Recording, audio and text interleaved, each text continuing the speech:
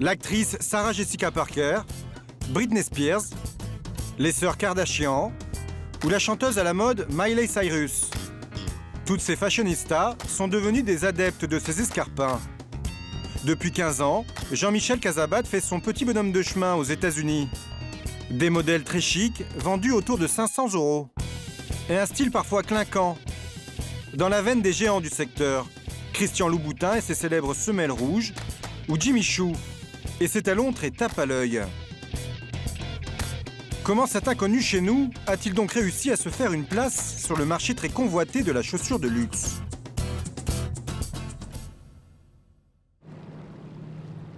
Ils ne sont pas si nombreux, les Français, à avoir réalisé leur rêve américain. Jean-Michel Casabat vit dans ce grand loft du quartier branché de Soho depuis déjà 20 ans. Il partage sa vie avec Tess, sa femme, de 20 ans, sa cadette. C'est une ancienne mannequin reconvertie dans la création de bijoux. Et elle est un peu sa muse. Wow. C'est joli, ça. Même pour un homme, j'adorerais porter une bague comme ça.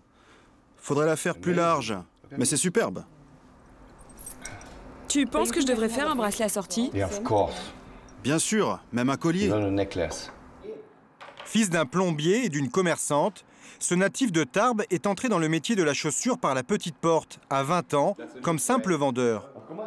Il gravit les échelons jusqu'à devenir directeur artistique d'une grande marque française aux États-Unis. C'est un amoureux de la chaussure, limite obsessionnel. Je ne porte jamais tous les jours la même paire, même si c'est le même modèle, la même matière, c'est jamais. Alors, par exemple, vous voyez celui-ci, vous le voyez au pied, en python argent. Bon, vous en avez une paire là, vous en avez une autre paire là. Il lance sa propre marque en 1999. Et une autre paire ici. Ça fonctionne correctement, mais en 2008, une rencontre va tout accélérer. Ça, c'est une dédicace de Mickey Rourke pour quand il a eu le grand succès du film The Wrestler. Lors d'une soirée branchée, le célèbre acteur croise la route de Jean-Michel et flash aussitôt sur ses bottines en python argent. C'est le roi du boots, mon frère, je t'aime, Mickey Rourke. Ça fait plaisir. Super. L'acteur devient un ami et lui commande des dizaines de modèles personnalisés. Ça, c'est la pantoufle. Son nom, il s'appelle Mickey. Pourquoi? Parce que c'était Mickey Rourke qui m'avait demandé de développer une pantoufle pour lui.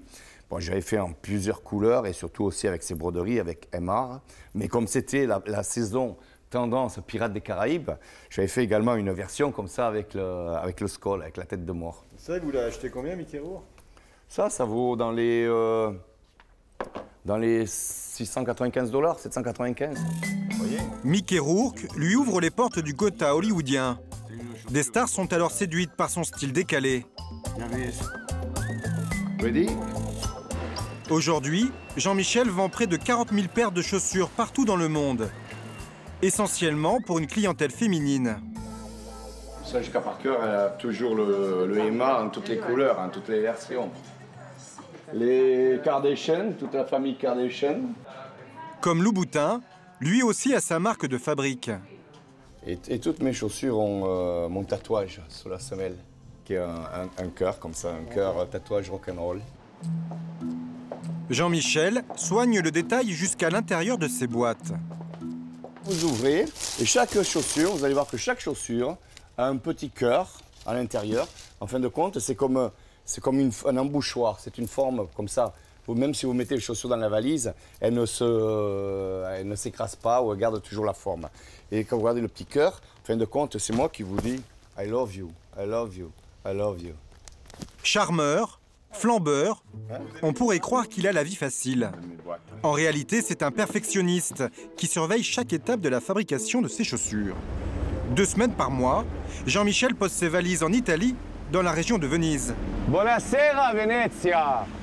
C'est ici, au pays de la chaussure, que se trouve son bureau et ses ateliers.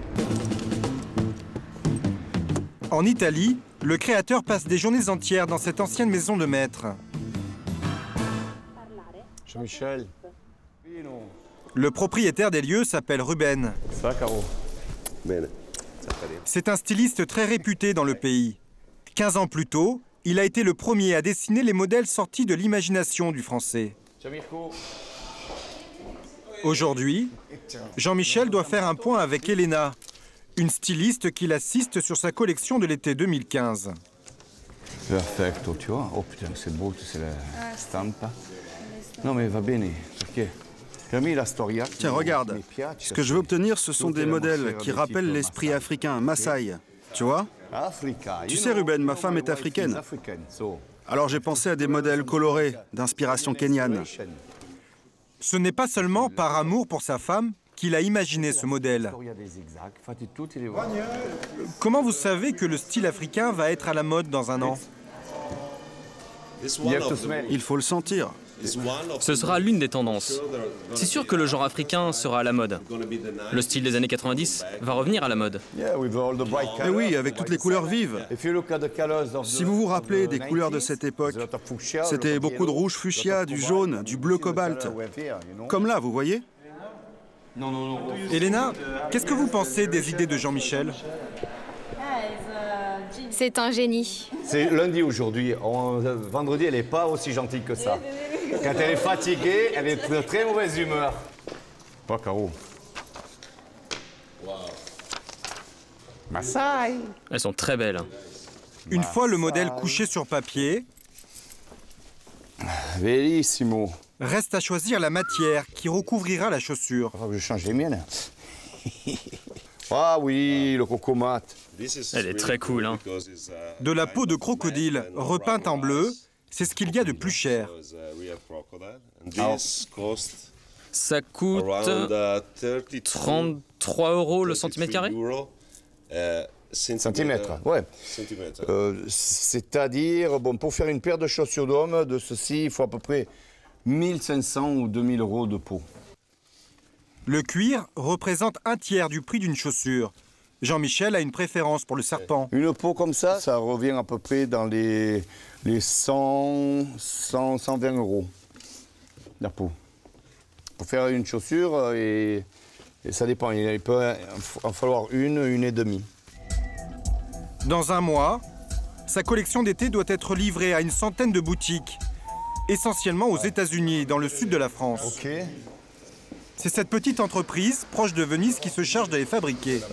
Où sont les chaussures pour Gil, pour le client américain? Ok, on y va. Jean-Michel est leur principal client. Il est beau, hein, le miroir, hein? La fabrication de ces chaussures lui coûte 3 fois plus cher que si elles étaient produites en Asie. C'est du fait main. Et même la bouche est mise à contribution pour y stocker des clous.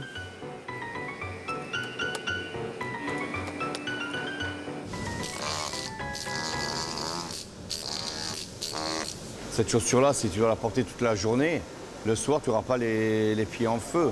Une chaussure qui a été complètement soudée de manière industrielle, c'est pas confortable. Tu vas les porter quelques heures et après tu vas mettre des sneakers. Ses clients paient le prix fort pour ces chaussures. Ça, j'aimerais qu'on le voit un peu moins. Tiens, mets du noir là. Alors Jean-Michel ne laisse rien passer à ses ouvriers. Non, je veux qu'elle me mette une... Ouais, elle, c'est le finissage. C'est-à-dire qu'il faut que tout soit parfait. Et là, je trouve que la doublure, elle monte légèrement. Je vais mettre une petite pointe de noir. C'est du cosmétique, ça s'appelle.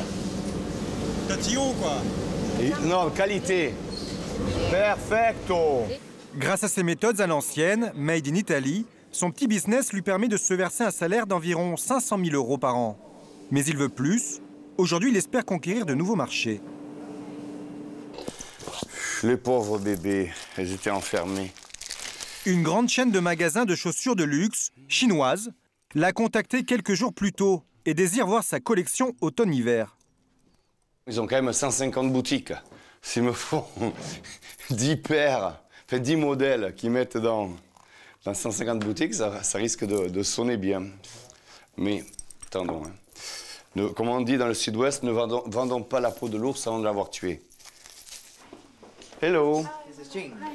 Jean-Michel, nice to meet you. Enchanté de vous rencontrer. Comment allez-vous? Les deux jeunes femmes sont en Italie pour la Fashion Week.